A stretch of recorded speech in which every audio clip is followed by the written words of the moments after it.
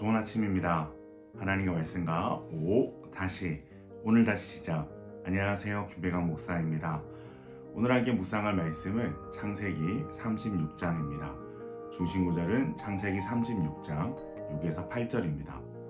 에서가 자기 아내들과 자기 자녀들과 자기 집의 모든 사람과 자기 가축과 자기 모든 짐승과 자기가 가나안 땅에서 모은 모든 재물을 이끌고 그의 동생 야곱을 떠나 다른 곳으로 갔으니 두 사람의 소유가 풍부하여 함께 거주할 수 없었음이로라. 그들이 거주하는 땅이 그들의 가축으로 말미암아 그들을 용납할 수 없었더라.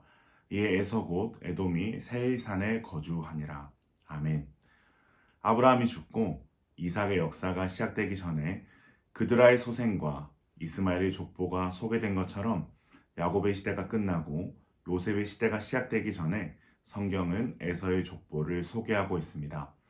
에서는 그 당시 가장 많은 것을 누렸던 족장 이삭의 장자입니다. 그리고 그는 그 당시 많은 이들이 선망하는 외모나 능력을 가지고 있었습니다. 그런데 그런 그가 장자의 축복을 받지 못하고 소심하고 비겁하기까지 한 야곱이 장자의 축복을 받습니다. 이유가 무엇일까요? 물론 하나님께서 이미 예정하신 주권적인 섭리가 가장 큰 이유이지만 에서의 삶을 보면 그가 왜 거룩한 백성의 계보의 씨가 되지 못했는지를 우리는 알 수 있습니다. 에서가 거룩한 계보에서 벗어나고 있다는 것을 결정적으로 보여주는 것은 그의 결혼입니다. 아브라함에서부터 이삭에 이르기까지 거룩한 백성의 씨를 잇는 과정에서 결혼은 너무나도 중요한 대업이었습니다. 그렇게 아버지 이삭은 800km나 떨어진 곳에서 리브가를 데려와야 했고 할아버지 아브라함은 거룩한 백성의 씨가 아내 사라에게서만 얻을 수 있었기에 100세까지 기다려야 했습니다. 거룩한 백성의 계보를 잇기 위한 수고와 인내가 아버지와 할아버지 세대에 있었다는 것이죠. 이것을 에서가 몰랐을까요?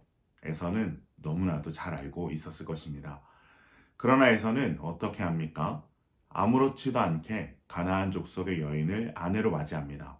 그리고 이로 인해 야곱과 리브가는 큰 실망을 하게 되죠. 이때는 야곱이 장자권을 얻기 전입니다.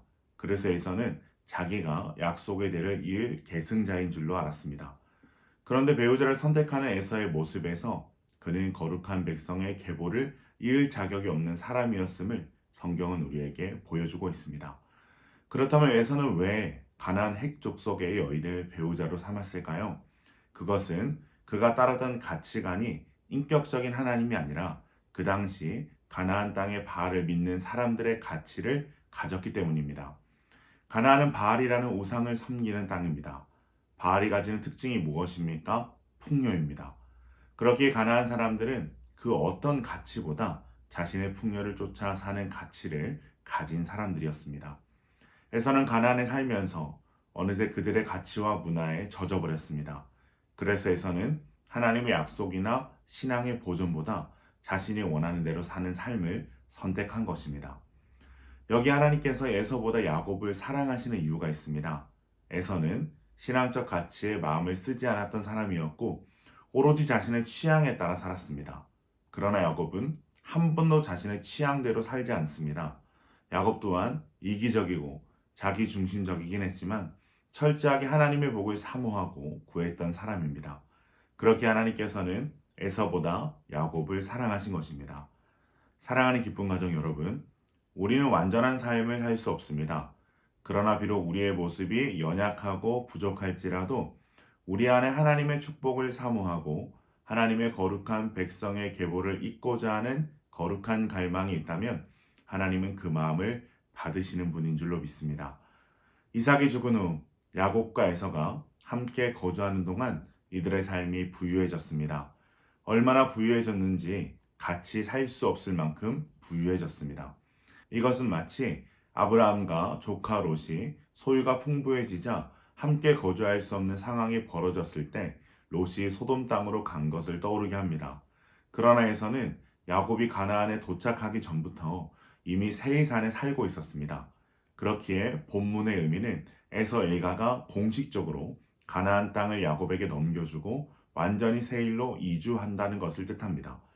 그리고 이것은 대대로 이어졌던 약속, 가나안 땅을 너와 내 자손의 소유로 주겠다는 이 약속의 계승자가 에서가 아님을 다시 한번 드러내는 사건이 됩니다. 그러나 하나님께서는 에서의 후손을 번성케 하십니다. 그는 세 아내로부터 5 아들과 10명의 손자를 얻습니다. 그리고 세일에서 에돔 족속을 이루게 됩니다. 에서가 비록 하나님에게서 떠났지만 하나님은 그를 기억하시고 축복하신 것입니다. 그리고 이것은 창세기 25장 23절 말씀 두 국민이 내 태중에 있구나 두 민족이 내 복중에서부터 나누이리라 라는 약속의 성취가 됩니다. 사랑하는 기쁨 가족 여러분, 우리 주위에도 얼마나 많은 바알의 문화들이 있습니까? 돈과 성공, 권력이라는 바알의 가치가 판을 치는 세상 속에서 하나님의 백성으로 산다는 것은 아브라함이 100세의 이삭을 얻은 것과 같은 인내를 요하고 이삭이 아내를 구하기 위해 800km가 떨어진 하란으로 가야만 했던 수고를 해야 하며 야곱과 같이 고된 믿음의 훈련을 받아야 되는 길일지도 모릅니다. 우리가 걸어가는 길은 넓지 않습니다. 좁고 험한 길입니다. 우리의 힘으로 완벽하게 걸어갈 수 있는 길도 아닙니다. 그러나 하나님의 백성으로 살고자 하는 뜨거운 마음과 하나님께서 주시는 복을 받고자 하는 거룩한 갈망이 있다면 어쩌면 우리의 삶은 이미 하나님의 놀라운 언약 안에서 세워지는 삶일 것입니다. 이 아침 세상의 수많은 유혹 속에서도 하나님의 백성이라는 거룩한 가치를 품고 쉽고 좋은 길이 아닌 우리의 대장 되신 예수님께서 걸어가신 좁은 문, 좁은 길을 따라 걸어갈 수 있는 우리 기쁜 가족들 되시길 주님의 이름으로 축원합니다.